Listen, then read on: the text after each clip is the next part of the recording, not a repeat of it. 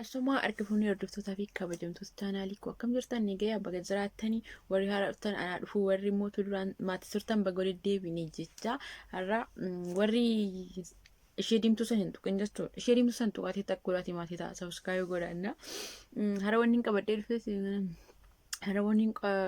dhufee waa'ee jaalalaati haasaamee dhumu silaa waa'een isaa.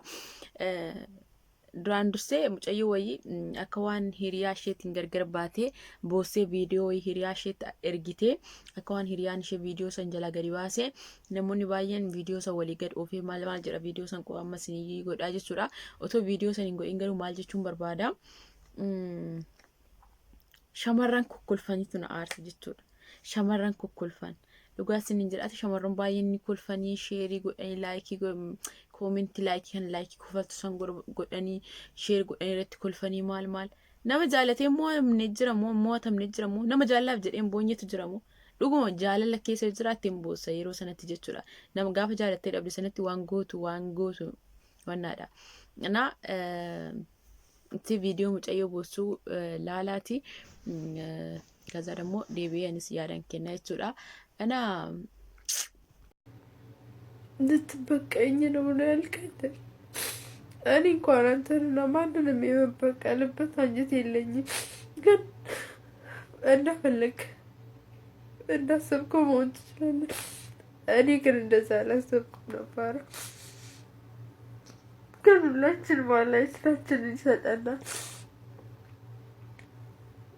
ከዚህ በኋላ እንዳትረብሽም እንዳትረብሽኝ አልደርስም በማስል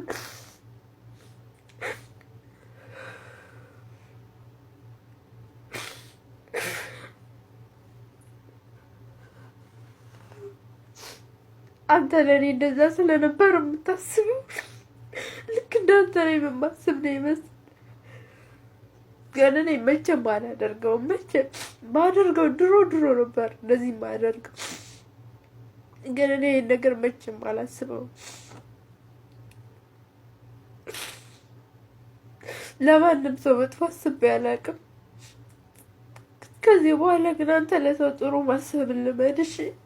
እና ቪዲዮን isa fakkaata garuu ani maal jechuu barbaadeen viidiyoo kana gad dhiisa beektani dhibee jaalalaa nama jaalatee dhabetu beeka dhukkuba isaa nama irra gahetu beeka kanaaf jechuudha. Ani intala kanatti hin kolfu warroonni viidiyoo kana sheer gootanii kofaltanii shamarran kokkofalta dhugaa baay'ee na aarsitanii waan nama kofalchiisu maaltu jiru jedhee koomentii bakka meeqattiin kenni kaleessa jechuudha. Innaa waan sirra ga'u waan obboleettii keetti irra ga'e tokko miidhama obboleettii kan keetti miidhama keedha. Miidhamni dubartii takka miidhama kan keedha bakka. Innaa kanaaf dubartii ittiin kolfinaa please dhugaa rabbii. Garuu wanni isin jechuu barbaadu dhibee isaa osoo akkasuma jiru dhibeen isaa nama boochisa.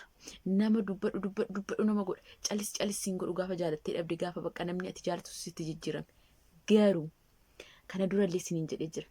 Dhiirri dubartii boontu jaalata waan ta'eef innumti har'a si dhiisee si biraa deeme kun innumti har'a sitti of jajjee si boosisu kun yoo ati itti of jajjee eenyummaa keetti agarsiise isumatu deebi'ee kadhata waan ta'eef boossee viidiyoo ittiin erginii boowuu kan kee miidhama kee ittiin agarsiisinii of qabii.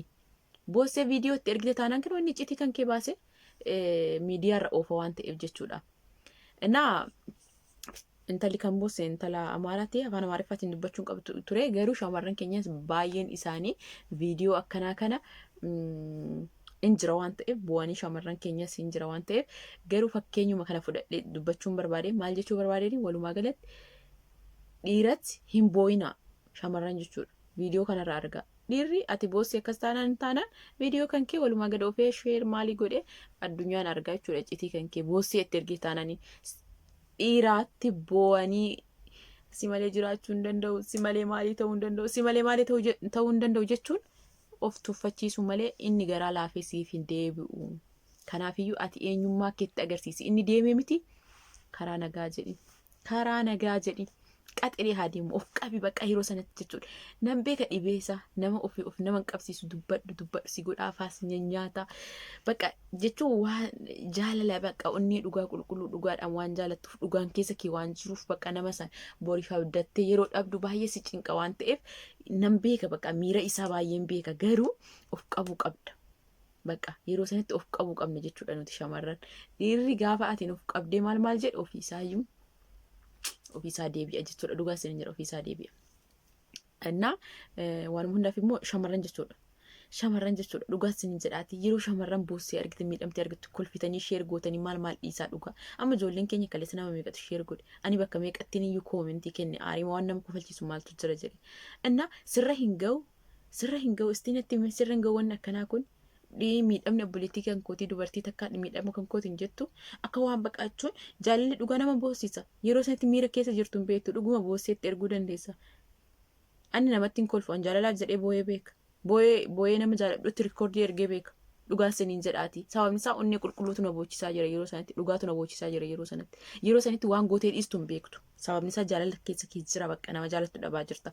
Garuu kan sii galu dogongorri kan kee boo'uun kan keellee akka dogongora ta'e nama san kadhachuun kan keellee akka dogongora ta'e gaafa jaalala keessaa baatee nama san jibbite ani bar nama san kadhachuun qabu tureeyyuu.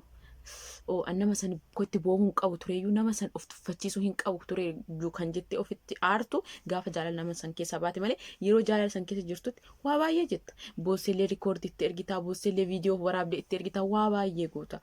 Garuu gaafa jaalala keessaa baatee nama san jibbite wanni hundiyyuu si gaabbisiisa. Kanaaf maal jechuu barbaadeen shamarreen takka akkasitti boossee hiriyaa isheetti ergitee iccitiin ishee sun immoo hiriyaan ishee sun suuraa viidiyoo ishee yookiin immoo waan tokko sagalee ishee poostii godhe hin kolfina.